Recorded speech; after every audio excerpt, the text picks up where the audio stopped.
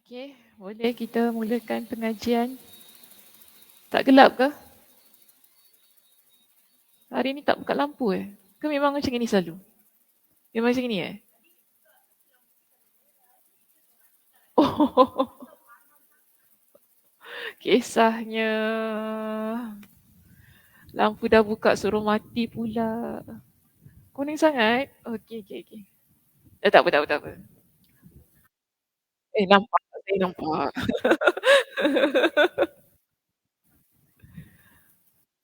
Tak, saya tak suka gelap-gelap. Ah, tapi okey, okey, okey. Mungkin cuaca.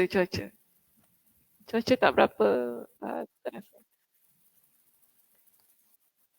Belum buka lagi eh. Bismillahirrahmanirrahim. Innal hamdalillah nahmaduhu wa nasta'inuhu wa nastaghfiruh wa na'udzu billahi min syururi anfusina wa min sayyiati a'malina. Man yahdihillahu fala mudilla lahu wa man yudlilhu fala hadiya lahu. Wa asyhadu an la ilaha illallah wahdahu la syarika lah wa asyhadu anna Muhammadan 'abduhu wa rasuluh amma ba'd.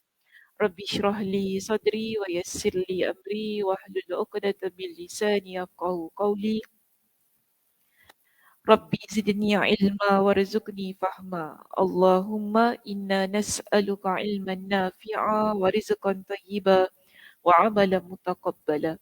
Assalamualaikum warahmatullahi wabarakatuh. Apa khabar? Semua sihat hari ni? Alhamdulillah. Duduk depan sikit boleh? Penuhkan barisan kedua. Ha. Liza duduk atas hari ni. Sakit kaki ke? Tak ada. Apa dia? Oh, nak penuhkan bas. Okay. Cik Iha dengan Cik Ana mana? Ada urusan. Kerusi dah penuh dah. Kerusi dah penuh. Oh, lagi dua. Tak apa, bagi baki siapa. Kok ada datang sakit kaki. Tiba-tiba. Okey, baik. Hari ni muka surat berapa? 456, betul?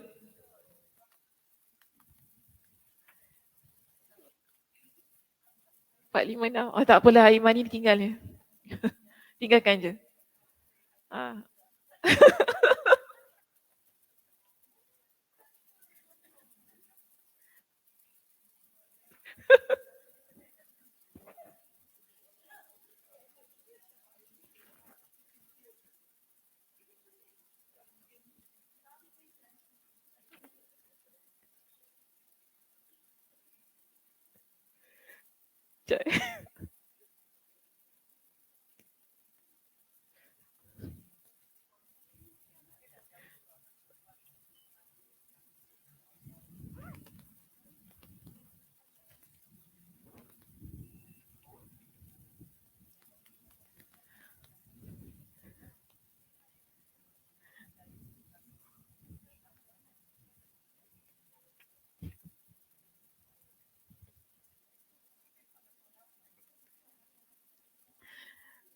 Okey, tinggalkan bab 65 tu kan. Kita masuk perbincangan bab 66.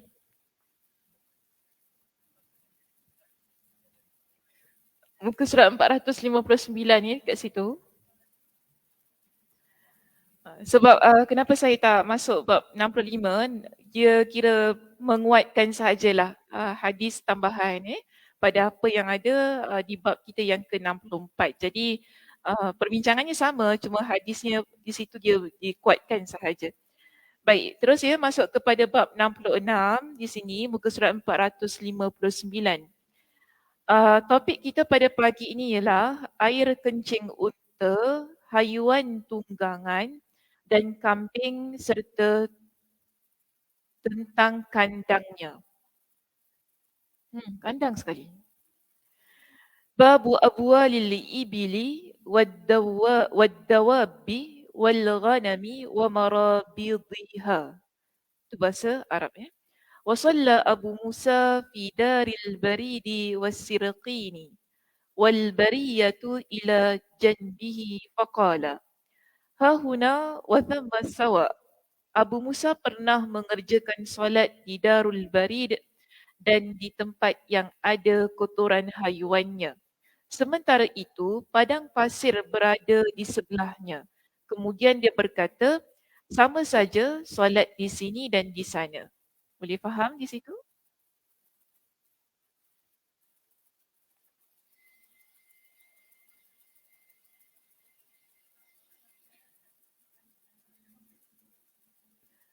Ah,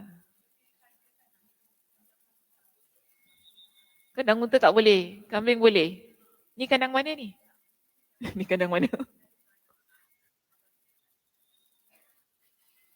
Oh, kandang unta tak boleh. Kandang kambing boleh. Hmm. Sekarang dia solat kat kandang mana ni? Kambing ke unta?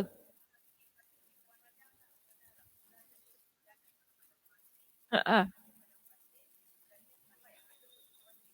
tempat yang ada kotoran haiwan. Jadi pada pendapat Abu Musa boleh solat dekat sama saja. Sama ada tempat yang ada kotoran haiwan ataupun kandang padang pasir tadi, tempat pasir tadi sama saja solat itu. Tak ada apa yang merubahnya. Sekejap eh.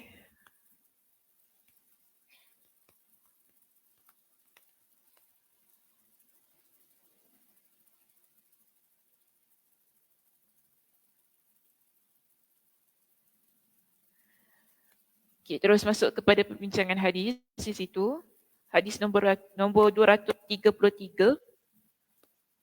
قال الإمام البخاري رحمه الله حدثنا سليمان بن حرب قال حدثنا حماد بن زيد عن أيوب عن أبي كلابة عن أنس قال قدم أناس من عقل أو أرينة فاجتووا فاجتووا المدينة فأمرهم النبي صلى الله عليه وسلم بلقاهن وأن يشربوا من أبوالها وألبانها فانطلقوا فلما صحوا قتلوا راعي النبي صلى الله عليه وسلم واستاقوا النعم فجاء الخبر في أول النهار فبعث في آثارهم فلما ارتفع النهار جيء بهم فأمر فقطع أيديهم وأرجلهم وسمرت أعينهم وألقوا في الحرة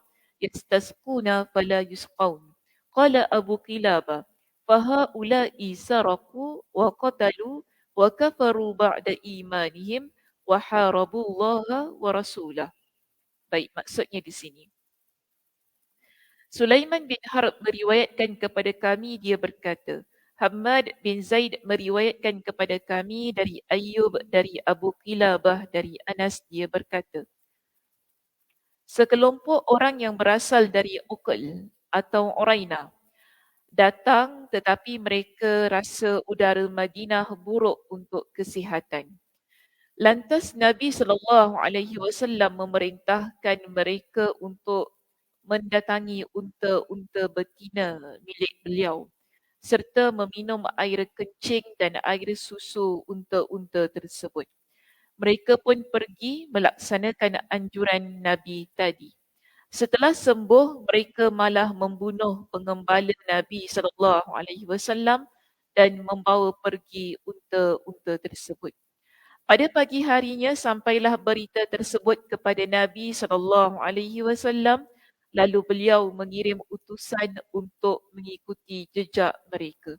Pada saat matahari meninggi siang harinya, mereka dibawa ke hadapan baginda.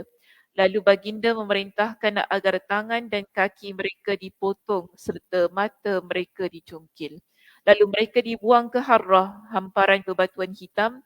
Mereka meminta minum namun tidak diberi minum. Abu Kilabah berkata, orang-orang tersebut sudah mencuri, membunuh, murtad sesudah beriman serta memerangi Allah dan Rasulnya. Okey, syarah judul bab. Hadis tadi faham?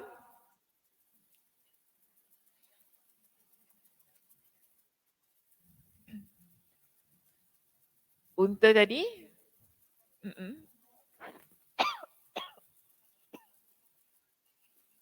Okey. Mm-mm.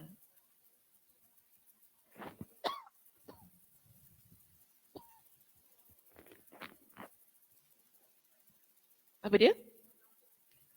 Orang kampung, okal atau Uraina. Jadi dia kisah tentang siapa ni? Tentang okal dengan Urainah ni. Dia datang, dia datang ke Madinah untuk apa sebenarnya? Tapi dia datang ke Madinah untuk apa sebenarnya?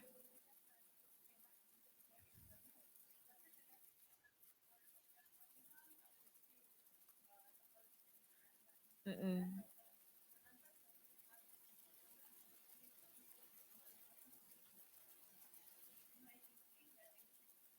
Tak. Okay. Tak apa, baca dulu. Kita baca dulu, kita baca. Nanti tahu kenapa dia datang ke Madinah. Okey, kita lihat di sini ya, syarah judul bab. Syarah judul bab dulu, maknanya kita bincangkan dulu topik. Topik ya. Perkataan yang pertama di sini babu abwalil ibili wad-dawabbi wal ghanami. Bab air kencing unta, haiwan tunggangan dan kambing. Yang dimaksud dengan kata ad-dawab adalah sesuai dengan istilah yang sudah dikenal, iaitu haiwan-haiwan yang berkaki seperti kuda, biral.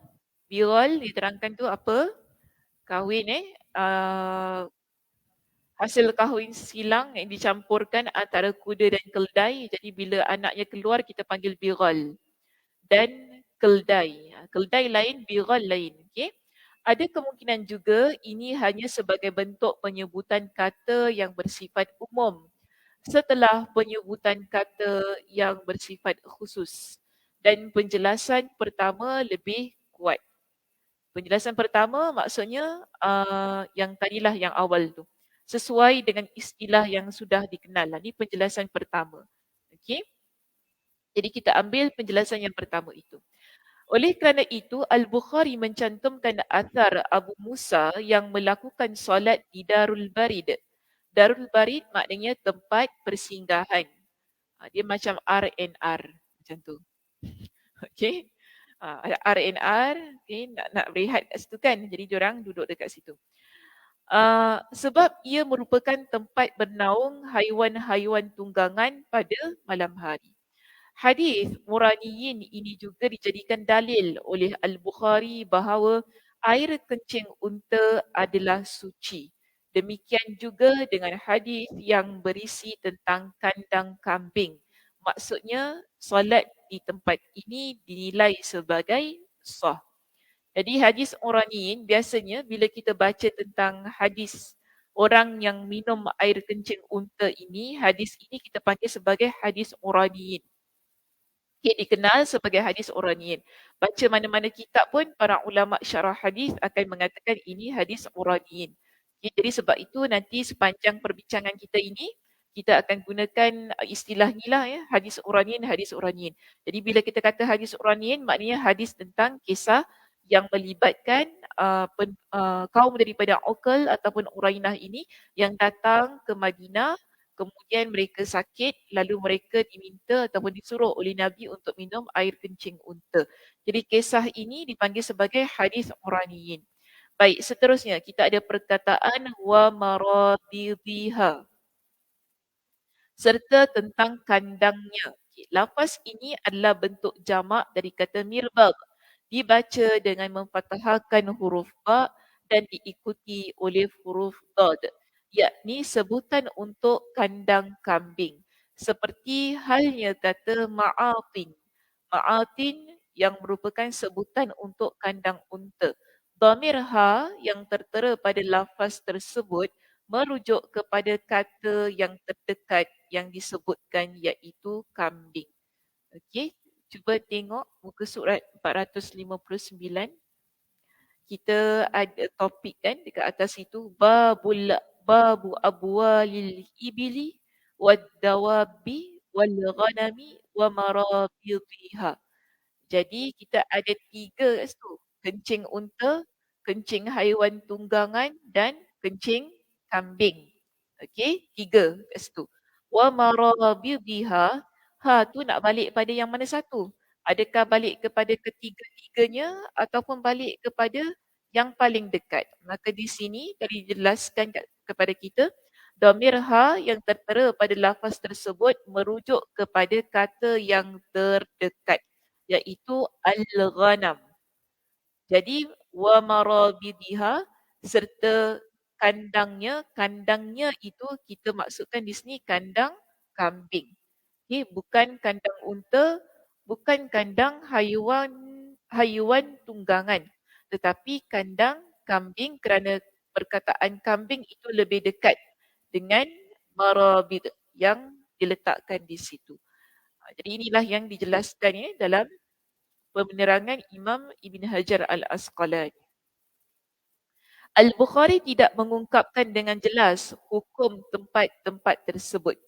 Jadi dalam perbincangan kita di sini Imam Al-Bukhari dia tak jelaskan untuk setiap tempat kandang-kandang yang disebutkan lah tadi kan, kandang unta, kandang binatang tunggangan dan ghanam. Okay, dan ghanam dia tak sebut secara jelas. Ia memang kebiasaan beliau ketika menyentuh perkara yang masih diperselisihkan. Akan tetapi dengan tercantumnya hadis Quraniyin di atas sudah memberikan isyarat bahawa Al-Bukhari lebih cenderung dalam memilih pendapat yang menyatakan semua benda tersebut suci. Hal ini diperkuat oleh ucapan beliau pada hadis yang membicarakan penghuni kubur. Di sana beliau hanya menyebutkan air kencing manusia.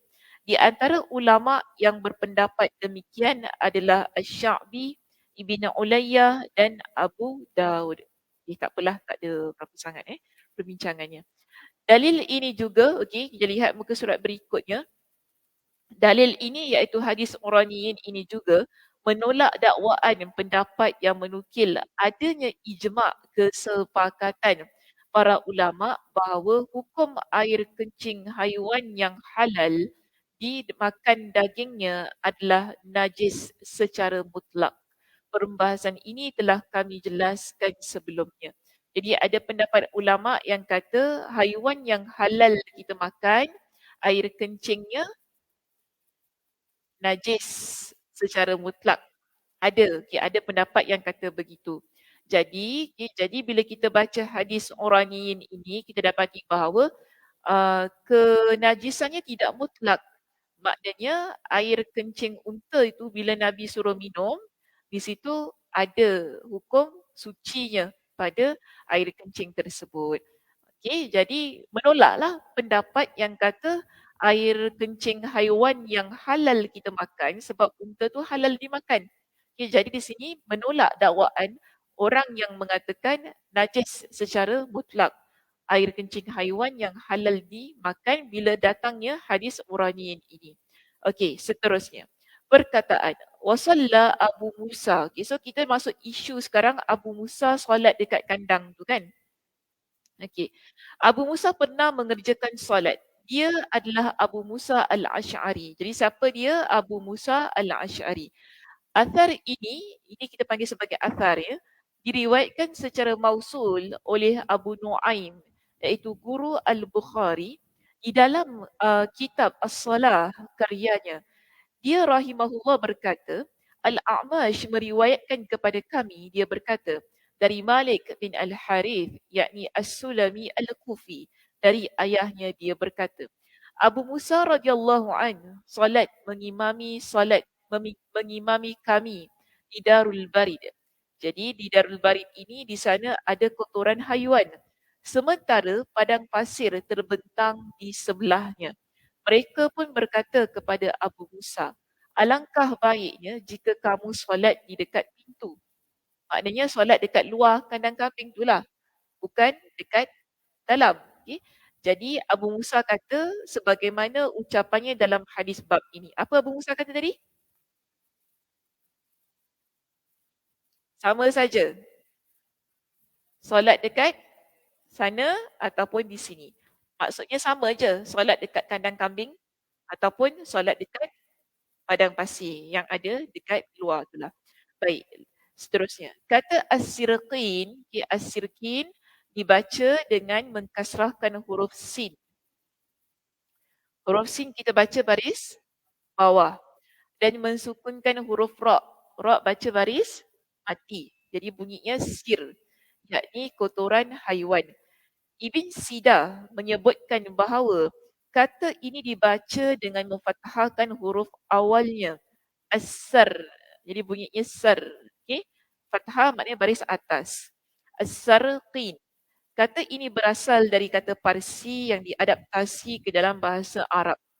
Kata as-sirkin ini juga boleh dibaca as-sirjin, dibaca dengan huruf jim yang semula merupakan huruf yang diucapkan antara qaf dan jim. Kita tak apalah, tinggalkan je. Kata al-bariyah. Okay, yang penting as-sirkin di sini maknanya ialah kotoran haiwan. Okay, cara bacaan tu biasalah ya. Kadang-kadang ada di kalangan para ulama, mereka ni baca dengan bacaan-bacaan yang berbeza. Okay. Baik, kata al-bariyah, okay, kata al-bariyah artinya padang pasir dan ia dinisbahkan dengan kata bar, okay, al-bar. Al-bar dataran. Macam mana cakap darat-darat. Okay, dataran. Okay. Hal yang mendatar lagi tu dipanggil sebagai al-bar. Sedangkan Darul Barid di sini adalah nama sebuah tempat di daerah Kufah yang digunakan sebagai tempat persinggahan para utusan khalifah ketika akan menemui para governor. Maknanya dia adalah sebuah tempat yang khusus. Okay, untuk uh, siapa ni dijadikan tempat persinggahan para utusan khalifah ketika akan menemui para governor. Jadi mereka akan berhenti di tempat ini sebab dinamakan sebagai Darul Barid. Namun kita lihat kat sini, Abu Musa yang menjawat jawatan governor Kufah pada masa pemerintahan Umar bin Al-Khattab dan utusan dan Uthman ibn Affan radhiyallahu an. Tempat persinggahan ini terletak di pinggir kota, maka kerana itulah di sampingnya terdapat gurun pasir. Jadi Abu Musa dia singgah dekat tempat ini kerana dia ni adalah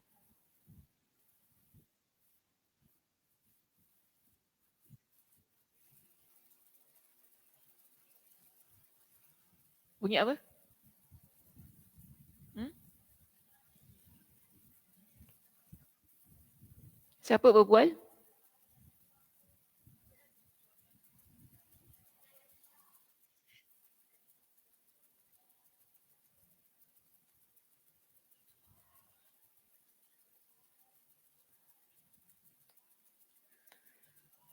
Abu Musa menjawat jawatan Governor Kufah pada waktu itu pada masa pemerintahan Umar bin Al-Khattab dan Uthman ibn Affan radhiyallahu anhuma. Tempat persinggahan ini terletak di pinggir kota, maka kerana itulah di sampingnya terdapat gurun pasir. Jadi ini kita kata kenapa Abu Musa dia berada di tempat tersebut. Jadi dia sebagai seorang governor, dia nak jumpa dengan beberapa utusan ni. Jadi kat tempat Kufah ni lah tempatnya dia bertemu dengan orang-orang tersebut dan tempat ini biasalah dia mesti ada tempat untuk kita park kereta. Jadi dulu tak ada kereta, dulu guna unta ataupun haiwan tunggangan. So Al-Barid ini dijadikan sebagai tempat untuk mereka parking lah unta-unta ataupun binatang haiwan yang mereka bawa tu di tempat ini. Baik, ini sebabnya lah dia solat kat tempat tersebut. Di sini kita ada pendapat Al-Madrizi, okay, berkata pada asalnya makna kata barid adalah haiwan tunggangan yang disiapkan untuk berjaga-jaga di tapal batas wilayah negeri Islam. Jadi barid ini kalau haiwan tunggangan yang kita guna untuk kita letakkan dekat sempadan, okay, border antara satu negeri dengan satu negeri, kita guna perkataan al-barid. Kita tak guna perkataan ad-dawab. Tadi kita kata haiwan tunggangan kita panggil ad-dawab. Tapi kalau kita kata binatang ini digunakan sebagai sebagai tempat ataupun sebagai haiwan yang diletakkan di sempadan tu kan, kita tak panggil dia ad-dawab. Kita panggil dia sebagai al-barid. Okey, ini menurut kepada Al-Matrizi. Kemudian dalam perkembangannya lafaz ini dipergunakan untuk sebutan utusan yang diangkut di atas tunggangan. Tapi kemudiannya bila ada utusan yang datang ke sebuah tempat yang naik binatang tunggangan ini pun kita panggil ia sebagai al-barid. Macam postman lah gitu. Al-barid ni pun maksudnya pos dalam bahasa Arab. Kita pos surat, kita nak pergi pejabat pos dipanggil sebagai al-barid. Ada banyak makna lah. Jangan sebut al-barid. Al-barid tu maknanya sejuk. Al-barid lain. Dia ada dua makna. Okay? Setelah itu baru digunakan sebagai sebutan untuk jarak perjalanan tertentu yang sudah masyhur hingga saat ini. Jadi di sini dia bincangkanlah bagaimana perkataan al-bariyah itu berubah daripada satu perkataan kepada satu perkataan yang akhirnya digunakan dengan meluas di kalangan masyarakat Arab sehingga difahami dengan pelbagai maksud. Baik, di sini kita ada syarah hadis. Oh, belum syarah hadis. Keterangan tambahan, ada keterangan tambahan? Masih lagi perkataan ataupun cerita tentang Abu Musa. Masuk terus pada perkataan ya. Perkataan sawa iaitu sama. Maksudnya kedua tempat tersebut memiliki status hukum yang sama terkait sahnya solat. Jadi kenapa Abu Musa kata sawa? Iaitu siapa yang solat dalam ataupun berdekatan dengan kandang tu kan, ataupun dekat padang pasir yang berada di luar tu, maknanya hukum solatnya sama, sah. Kita tak kata siapa solat dekat dalam ni tempat ada kotoran haiwan tak sah solat je, tak kata gitu. Jadi kedua-dua tempat hukumnya adalah sama. Penjelasan ini ditanggapi bahawa dalam kisah ini tidak terdapat dalil yang menyatakan sucinya kotoran haiwan tunggangan menurut Abu Musa. Jadi yang Abu Musa kata bukanlah suci tu bukan sebab kotoran haiwan tu. Kotoran haiwan tu tetap najis. Maksudnya yang kata solat dekat tempat itu. Itu yang dikatakan sebagai suci. Tapi kalau kotoran haiwan tetap najis. Okey? Kerana ada kemungkinan saat itu dia membentangkan pakaian terlebih dahulu sebelum solat di atasnya. Jadi pendapat pertama kata apa? Kemungkinan Abu Musa dia bentangkan tempat alas.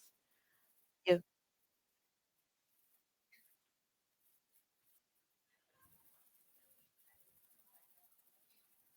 Bukan, bukan. Bukan kandang penternak. Tapi tempat dia letak binatang tunggangannya tu. Ah, Tempat parking lah, yes, tempat parking. Bukan kandang tu ialah digunakan untuk letak parking lah, untuk letak binatang yang mereka bawa tadi. Okey, bukan tempat ternakan lah, bukan tempat ternakan. Baik. Tadi apa saya cakap? Ah, Bentangkan pakaian tadi. Dia bentangkan pakaian ni ini kemungkinan ya. Dia tak tahu lagi kemungkinan. Kemungkinan diletakkan tempat pakaian tu bentangkan pakaiannya terlebih dahulu sebelum solat di atasnya. Baik, kenyataan ini disanggah iaitu yang mana disanggah? Kotoran ke bentang pakaian? Bentang pakaian, okey. Tentang membentang pakaian itu disanggah. Yang mana dikata, jika dilihat dari kisah tersebut, maka pada asalnya Abu Musa tidak solat di atas pakaian itu kerana memang tidak disebutkan di dalam kisahnya. Sufyan Ats-Tsauri meriwayatkan dalam kitab Jami'-nya dari Al-A'mash dengan sanad dan lafaznya Abu Musa solat mengimami kami di tempat yang terdapat kotoran haiwan. Kalimat ini jelas sekali membuktikan bahawa Abu Musa solat tanpa menggunakan alas apapun. Sa'id bin, Ma- Sa'id bin Mansur meriwayatkan dari Sa'id bin Al-Musayyib dan yang lainnya dengan sanad yang sahih bahawasanya solat dengan memakai tanfasah alas adalah perbuatan yang baru. Tukar terjemahan itu. Adalah perbuatan yang baru. Dengan memakai tanfasah alas adalah perbuatan yang baru. Sebab dalam bahasa Arab diguna perkataan muhdath. Muhdath maksudnya satu perbuatan yang baru. Okey, jadi terjemahan ni pun memainkan peranan penting sebab nanti salah faham ni. Bila salah faham, itulah yang jadi salah tafsir, mulalah orang kata itu kata ini kan. kata macam-macam, akhirnya jadi viral, seterusnya orang pun maki hamun asatizah. Sempat masukkan, okey tak apa. Sa'id bin Mansur meriwayatkan dari Sa'id bin Al-Musayyib dan yang lainnya dengan sanad yang sahih bahawasanya solat dengan memakai tanpa sah iaitu alas adalah perbuatan yang baru. Jadi sebab itu dia kata Abu Musa tak buat. Kerana di kalangan para sahabat belum ada yang melakukannya. Yang mana mereka solat meletakkan alas di tempat solat tersebut. Baik, sebenarnya lebih pantas dikatakan bahawa perbuatan Abu Musa ini menyelisihi perbuatan sahabat lainnya seperti Ibn Umar. Oleh kerana itu, apa yang dilakukan Abu Musa ini tidak dapat dijadikan sebagai dalil. Maknanya di kalangan para sahabat yang sebelumnya, contoh seperti Ibn Umar, mereka ni tak adalah solat dekat tempat haiwan tu. Masing-masing akan memilih untuk solat di tempat yang lebih bersih. Jadi ini dikata perbuatan dia ini menyelisihi para sahabat lah, perbuatan para sahabat yang lain. Yang mana dia kata sebab itu apa yang dibuat oleh Abu Musa ini, solat di tempat yang ada kotoran itu kita tak boleh jadikan ia sebagai dalil. Kalau kita ada tempat yang lebih sesuai, lebih bersih, maka itulah yang kita gunakan tempatnya. Sedemikian, okey. Jadi kata di sini, atau boleh jadi Abu Musa berpendapat kesucian tempat bukanlah salah satu syarat sah solat. Jadi mungkin dia kata apa yang dilakukan oleh Abu Musa untuk mengajarkan kepada kita bahawa tempat ini bukan menjadi syarat kepada sahnya solat seseorang. Dia begitu. Tak kiralah sama ada kita solat dekat dalam tempat yang ada kotoran haiwan itu ataupun di padang pasir kan, kedua-duanya solat kita sah. Dia tak kata batal ataupun ia menjejaskan kesahan solat seseorang. Mungkin itu yang cuba dilakukan oleh Abu Musa. Di sini bagi memberikan pendidikan lah ya kepada orang ramai. Tetapi dia memandang bahawa bersuci dalam hal ini merupakan kewajipan tersendiri yang terpisah. Maknanya bersuci itu yang suci itu adalah diri kita yang perlu ambil wuduk, yang perlu bukan dalam keadaan hadas, tempat tu tak jadi masalah. So inilah yang cuba dia sampaikan. Maka pendapat ini yang lebih masyhur. Okay, pendapat ini lebih masyhur. Kalau nak dibandingkan dengan pendapat yang kata Abu Musa dia solat guna alas.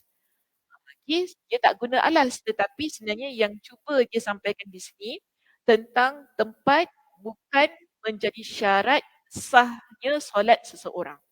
Yang menjadi syarat sahnya solat seseorang ialah bila kita ambil wuduk, kita bersuci. Diri kita yang bersih daripada sebarang kotoran dan hadas. Okey? Baik, seterusnya. Sama halnya dengan apa yang telah kami sebutkan, yakni riwayat seorang sahabat yang tetap meneruskan solat walaupun lukanya akibat panah musuh mengucurkan banyak darah. Dengan demikian, pada kisah Abu Musa ini tidak dapat ditarik kesimpulan, maknanya tidak dapat dibuat kesimpulan bahawa kotoran haiwan itu suci. Jadi tak bermakna bila Abu Musa solat kat tempat ada kotoran haiwan itu suci. Bukan maksudnya begitu. Okey, kesimpulannya bukan begitu. Sebab tu kata kita tak boleh buat kesimpulan bila Abu Musa solat dekat tempat yang ada kotoran haiwan, kotoran haiwan itu suci. Bukan begitu. Okey. Jadi di sini dia kata seperti kisah sahabat itu. Darinya juga tidak dapat disimpulkan bahawa darah itu suci. Ha. Sahabat tu pernah bincangkan kisah ini, ingat lagi?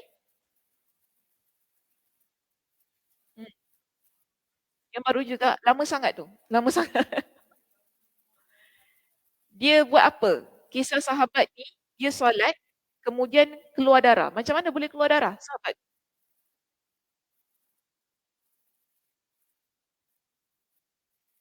Perang. Macam mana dia boleh kena panah? Dekat muka surat berapa tu kita bincangkan? Jauh dah. Ish. Cik Zai. Ish, dia tanya kita muka surat berapa. Memang tak tahu lah kan. Surat berapa? Soalan tak agak-agak Ustazah ni. Tanya muka surat berapa? Punya jauh tu. Muka surat berapa buat berapa? Muka surat 217. Heeh, jauh. Sekarang muka surat 464. Ya Allah, punyalah jauh. Muka surat 217, bab 34 kita ada bincangkan tentang darah. Darah tu dia keluar. Sekarang ni sahabat tu, muka surat 217 kisahnya panjanglah dekat situ. Jelasin kepada kita. Sahabat ini Nabi perintahkan untuk jaga sempadan perbatasan perang. Jadi mereka ni bergilir-gilir jaga. Satu tidur, satu jaga. Jadi bila yang jaga ni, dia kena panah. Dan pada waktu itu dia sedang solat malam. Dia tarik panah dia tu, dia terus solat. Tapi darah keluar. Darah keluar, begitu banyaklah dekat badan dia kan. Dia tak berhenti solat dan bersihkan lalu ambil wuduk. Dia teruskan. Kalau kita fikir darah tu najis ke suci? Najis. Seharusnya bersih, ambil wuduk semula, solat kan? Kita fikir macam tu. Oh, perang tak ada time.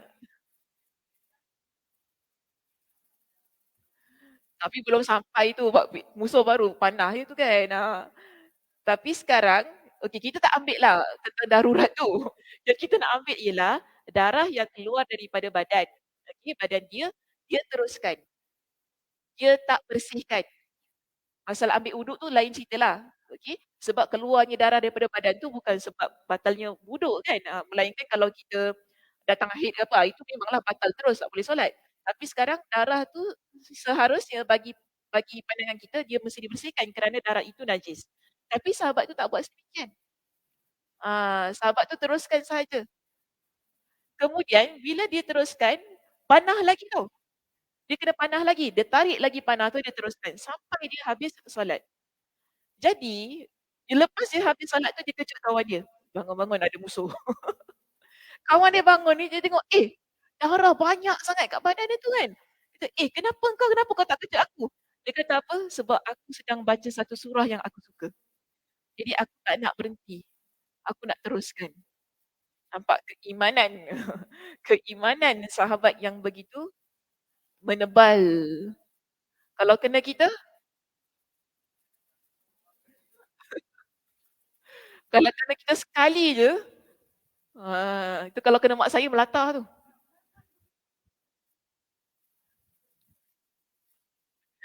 Kan dia kena tu, oh pocong engkau. Ya Allah, yalah sakit. Kita dah cakap oh sakitnya, padahal kita menjerit-jerit.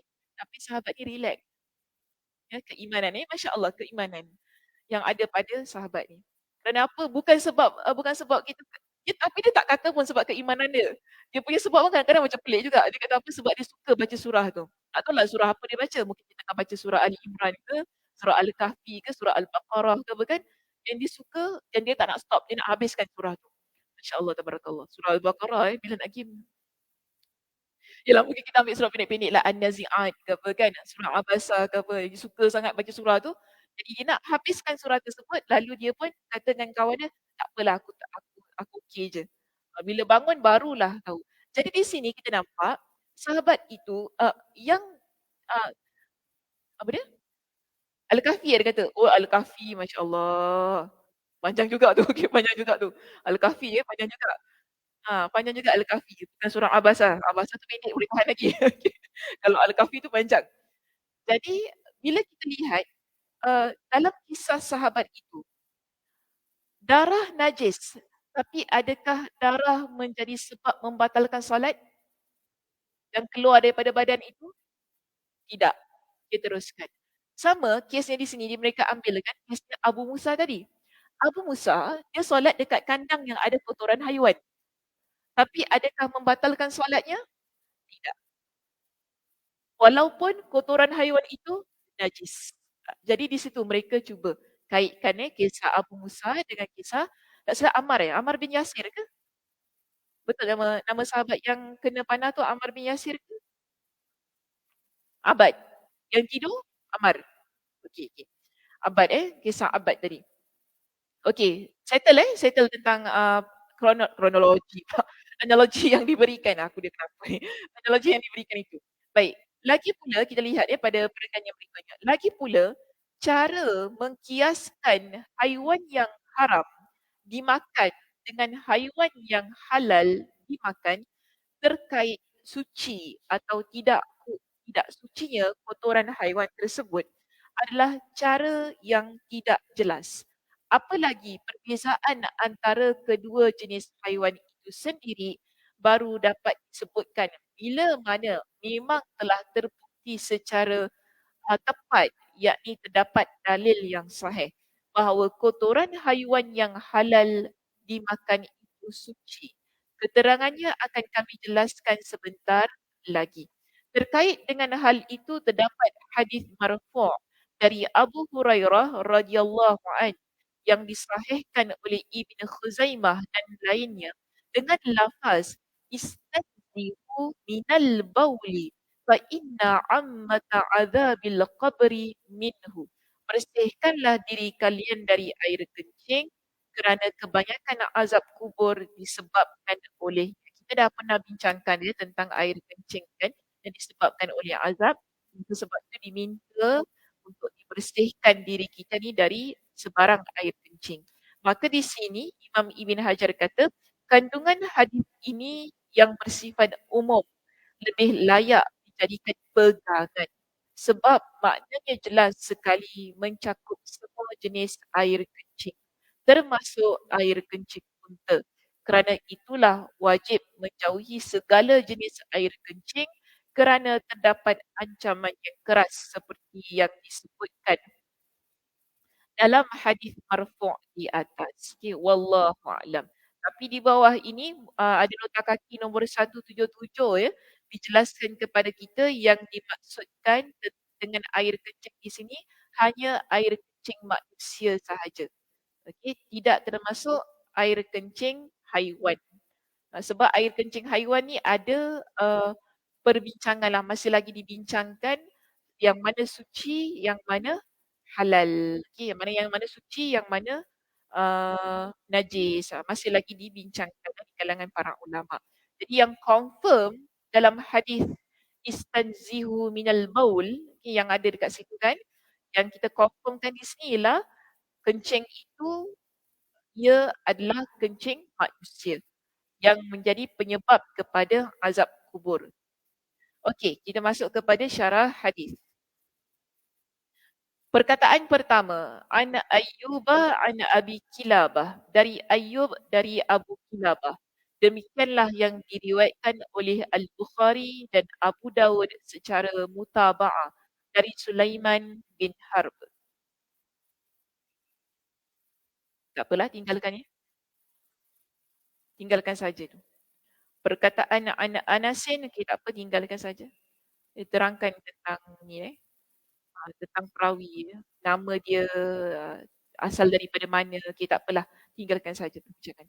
Kita teruskan kepada perkataan qadima unasun, sekelompok orang yang datang. Dalam riwayat Al-Asili, Al-Kushmihani, As-Sarakhsi, tertera lafaz nasun. Artinya sejumlah orang datang menghadap Rasulullah sallallahu alaihi wasallam.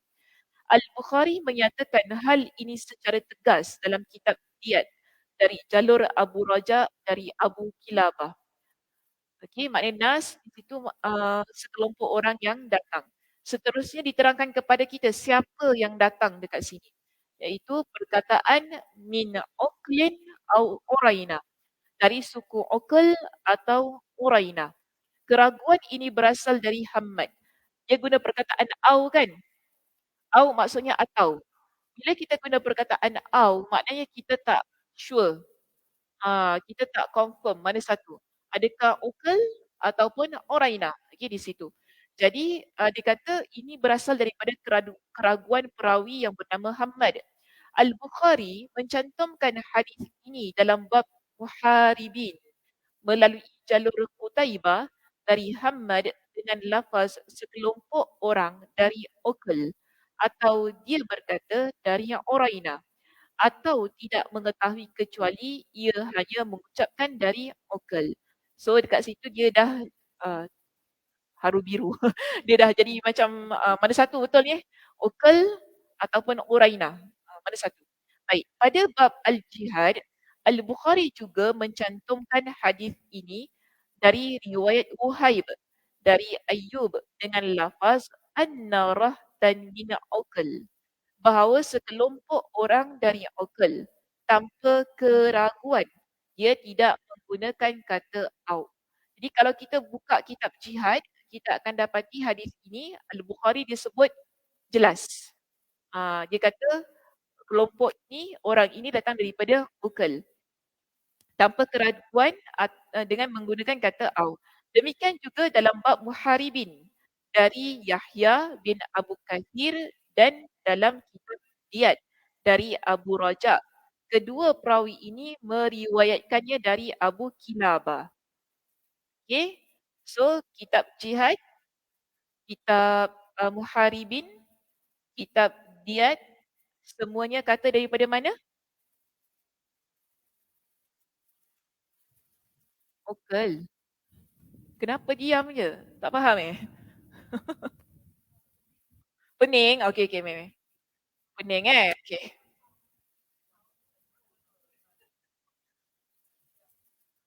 Tak apa, tak apa. Biasa hari hari Isnin. Monday blues. Dia pening sikit kan? Mana satu? Okay, so sekarang ni dalam hadis kita baca sekarang, dia guna dua tau. Okay?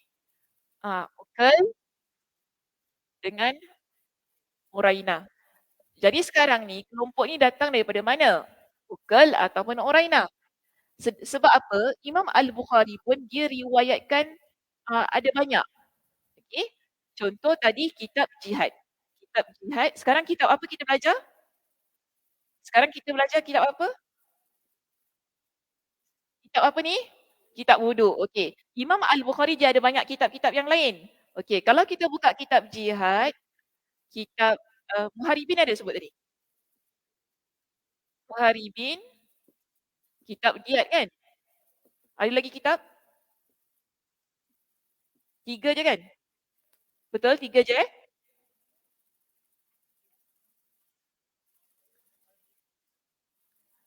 Okey. Semua kitab ini, dalam kitab ini, Imam Al-Bukhari guna perkataan ukul. Okey? Tiga kitab ini Imam Al-Bukhari guna perkataan ukul. Jadi dia tak guna perkataan Uraina. Dan dia tak sebut au Uraina. Maknanya dia sebut secara jelas mengguna satu nama sahaja untuk ketiga-tiga kitab ini. Baik, seterusnya. Di dalam kitab zakat, bila kita buka kitab zakat dari Syu'bah, dari Qatadah, dari Anas, tercantum redaksi anna nasan min Uraina.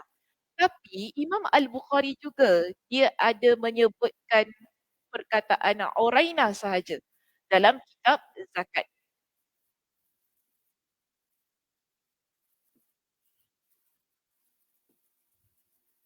Dia guna perkataan Uraina ataupun tempat nama kaum ni. Kaum Uraina. Dia tak guna Uqal. Okey, so ada dua lah penggunaan perkataan itu yang digunakan secara bersendiri. Lagi dia kata di sini, anna nasan min mana tadi? Sorry bahawasanya sejumlah orang yang berasal dari Uraina dan pada redaksi ini juga tidak ada keraguan. Demikian juga halnya dengan hadis riwayat Muslim dari jalur Muawiyah dan Muslim pun ada meriwayatkan dengan daripada jalur Muawiyah menggunakan lafaz Uraina sahaja. Tidak guna Ukal ataupun Uraina. Okey. Jadi di sini ada pun dalam kitab peperangan dalam Islam dari Sa'id bin Abu Aqqubah dari Qatadah tercantum redaksi anna nasan min uqlin wa Uraina. Ada wa pula. Kak Ram sampai apa? Apa kau nak ni sebenarnya ni? Kak Ram punya muka, kau nak apa ni? Asal pula tiba-tiba wa pula? Aduh. Okey. Ini atau. Okey. Ya, tadi kitab apa? Kitab peperangan kan? Okey, ambil kitab perang lah. Dalam kitab perang, guna al dan Oraina. Kalau kita guna dan maknanya dua-dua ada kan? Kalau kita guna dan maknanya, oh yang datang jumpa dengan Nabi, ah, dari bukan, kaum Uqal dan juga Urainah. Kalau kita guna atau, kita tak confirm, tak pasti. Mungkin daripada Uqal ataupun daripada Urainah.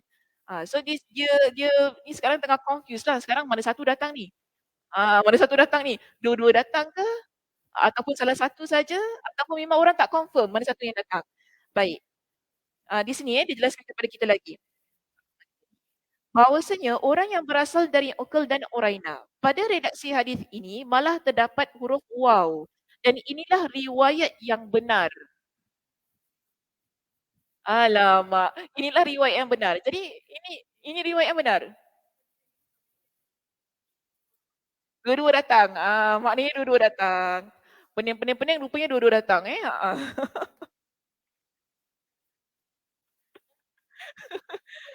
Dah pening-pening, oh rupanya dua-dua yang datang. Ya Allah ya Tuhan. Kau cakap dua-dua datang kan senang aja. Sabar ini namanya belajar. Okey, sabar. Kalau tak nanti otak tak bergerak. Sebab tu kita kena ni, belajar ni baca macam ni, oh, macam tu kan, baru nak dengar perkataan oh kat belakang tu. Baik, seterusnya, kebenaran riwayat yang menggunakan huruf waw dan iaitu dan disokong oleh hadis yang diriwayatkan oleh Abu Awana dan At-Tabari, yakni melalui jalur Sa'id bin Bashir dari Qatadah. Dari Anas, dia berkata, Kanu arba'atan min Urainata wa thalathatan min Uqal. Dalam riwayat yang ini secara jelas menunjukkan jumlahnya berapa, siapa daripada mana, okey, berapa daripada mana, berapa daripada mana. Dalam riwayat ini kata mereka terdiri dari 4 orang yang berasal dari Urainah dan 3 orang dari Uqal. Di samping itu, riwayat ini tidak menyalahi riwayat-riwayat yang dinukil oleh Al-Bukhari dalam kitab Jihad melalui jalur Wuhaib dari Ayyub. Mana jadi? Juga riwayat dalam kitab Diyat melalui jalur Hajjaj As-Sawaf dari Abu Raja. Keduanya meriwayatkan dari Abu Kilabah dari Anas, dia berkata, Anna rahtan min uqlin thamaniyatan. Bahawasanya sekelompok orang dari Uqal yang berjumlah 8 orang. 8 orang pula. Okey. Seterusnya, kenapa jadi 8? Okey, mengapa riwayat-riwayat ini yang menyebutkan jumlah 7 dan 8 tidak bertentangan dengan hadis sebelumnya? Okey, kenapa? Okey, sekarang kita ada 7, kita ada 8. Tapi dia kata riwayat ini tak bertentangan dengan riwayat-riwayat yang ada sebelumnya. Okey, kenapa begitu? Dia kata gini, dia jelaskan kepada kita. Kerana ada kemungkinan orang yang ke-8 tidak berasal dari salah satu dari kedua suku tersebut. Ah, faham Kak Ram? Okey. Semua faham? Jadi tujuh tu 4 daripada Oraina, 3 dari Uqal. Satu tak tahu datang daripada mana. Okey, satu tak tahu daripada mana. Okey. Dengan kata lain, orang itu hanya ikut saja. Dia ikut je. Oh nak pergi Madinah, okey jom ikut, okey. Ikut saja. Sehingga kita tak dapat nisbahkan kepada salah satu dari keduanya. Nak letak dia dekat Uqal pun tak adil untuk dia, nak letak dekat Urainah pun tak adil. Sebab dia ikut je lah. Dia manzilah baina manzilatain. Tengah-tengah, okey. Tengah-tengah, tak tahu nak dekat mana kan, okey tak apalah. Tapi tetap dimasukkan jadi 8. Tetap dimasukkan jadi 8. Atas dasar itu, kelirulah mereka yang menisbahkan ke-8 orang ini kepada salah satu dari 2 suku di atas. Hal ini berdasarkan riwayat Abu Ya'la yang juga diriwayatkan oleh Al-Bukhari dan Muslim. Ibn Tin yang mengikuti pendapat Ad-Dawudi mendakwa bahawa yang dimaksud dengan suku Urainah adalah suku Uqal itu sendiri. Jadi Ibn Tin kata dua-dua ni sama je. Uqal ke Urainah ke sama je, sama suku. Tapi pendapat ini keliru dia kata. Yang benar keduanya adalah dua suku yang berbeza. Suku yang berbeza. Maknanya di sini ada dua pendapat. Satu pendapat kata apa, Ukul dengan Urainah sama clan, sama kaum. Jadi sebab tu tak payah kecoh-kecoh. 8, 9, 10 ke, siapa datang ke, berapa orang datang tak payah kecoh. Sebab dua-dua sama. Tetapi, ini ilmu hadis macam ni, dia mesti tepat, mesti detail. Tak boleh sembarang-sembarang. Tapi kita kena kita ingat macam ni, suku, okey, suku ni datang daripada 2 tempat yang berbeza. Kalau datang daripada 2 tempat berbeza, takkan nak kata sama. Boyan dengan Jawa sama tak? Lain. Oh, terus sebut lain. Lain, betul tak? Nampak macam sama kan? Kita Boyan dengan Jawa samalah, tak, lain. Boyan pulau Boyan lain, pulau lain kan. Jawa pulau Jawa. Jadi kalau kita kata Boyan dengan Jawa sama, tak tepat. Bahasa benda lain. Sama juga di sini.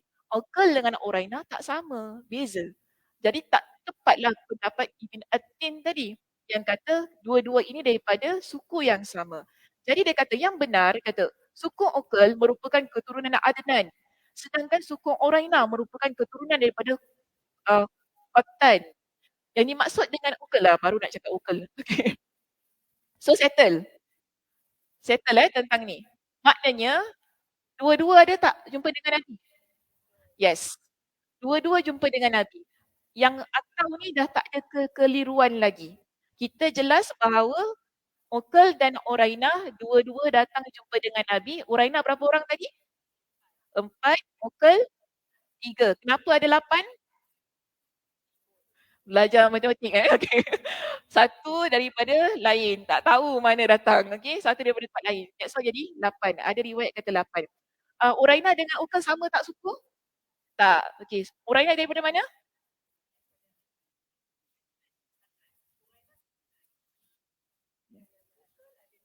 Ukal Adnan.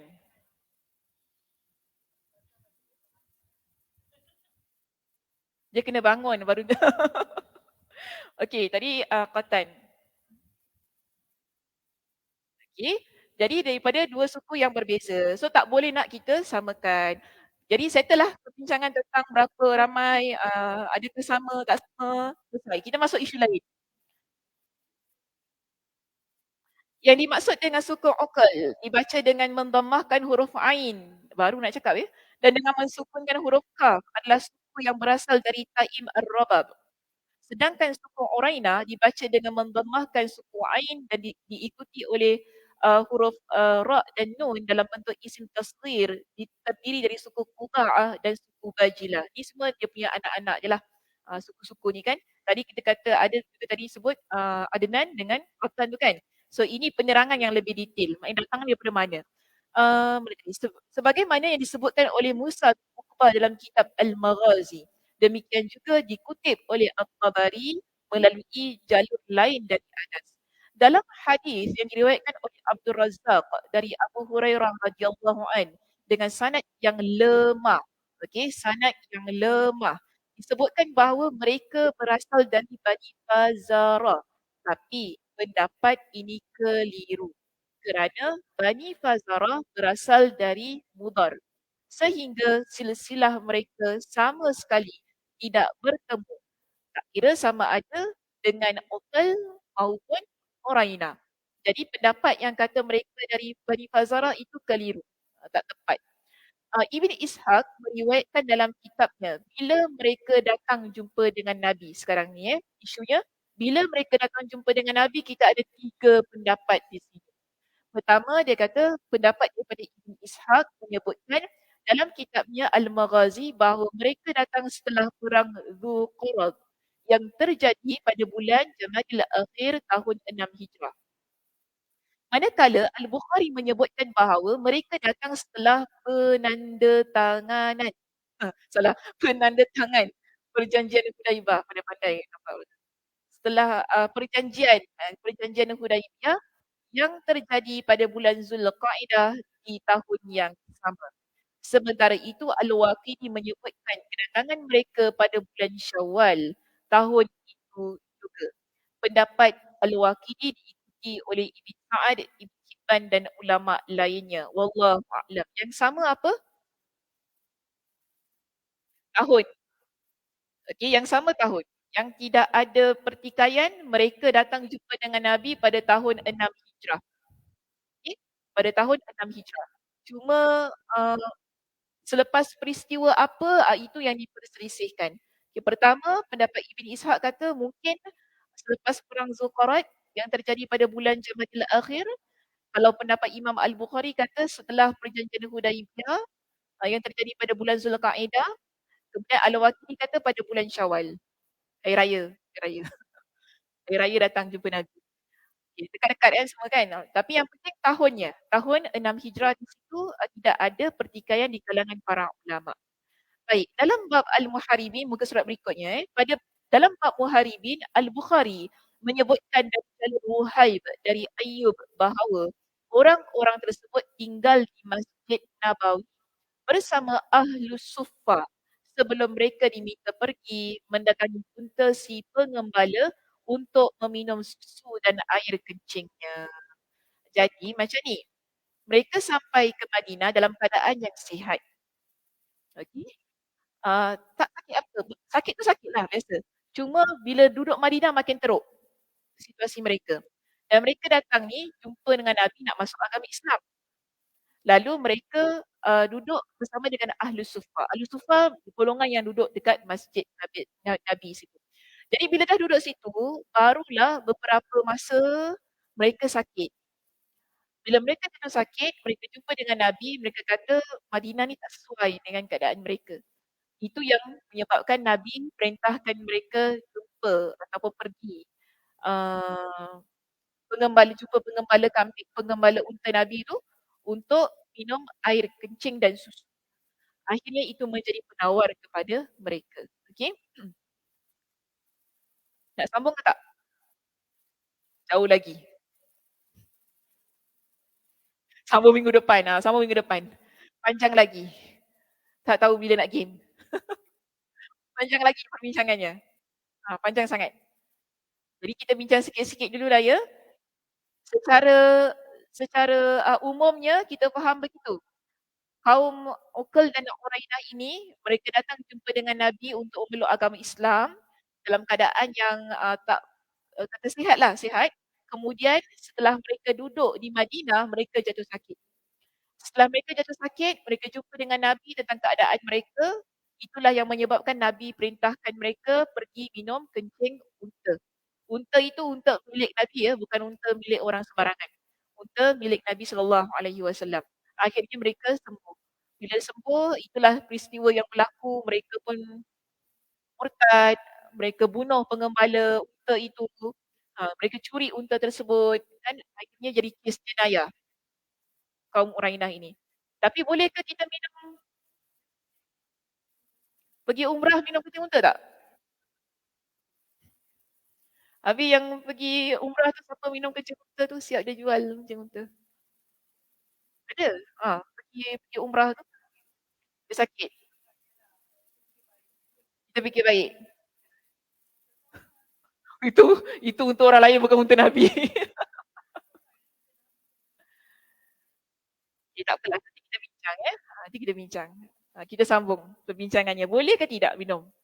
Adakah di situ memang sunnahnya minum kencing unta ni ataupun itu hanya khusus untuk orang ini saja? Jadi kita pun kena ingatlah tak semestinya apa yang ada pada hadis Nabi ni kita tengok Nabi suruh kita pun buat. Tak boleh gitu. Dia mesti ada perbahasannya di kalangan para ulama. Lebih-lebih lagi yang berkaitan dengan kencing, benda-benda yang buat penawar ni kan. So kena diperhatikan adakah boleh ataupun tidak. Jadi jangan sembarangan beramal dengan hadis Nabi, timbang tersalah amal, kita pula yang memudaratkan diri sendiri. Okey, itu sahaja perbincangan kita pada pagi ini. Terima kasih di atas perhatiannya. Mudah-mudahan Allah Subhanahu Wa Taala memberkati.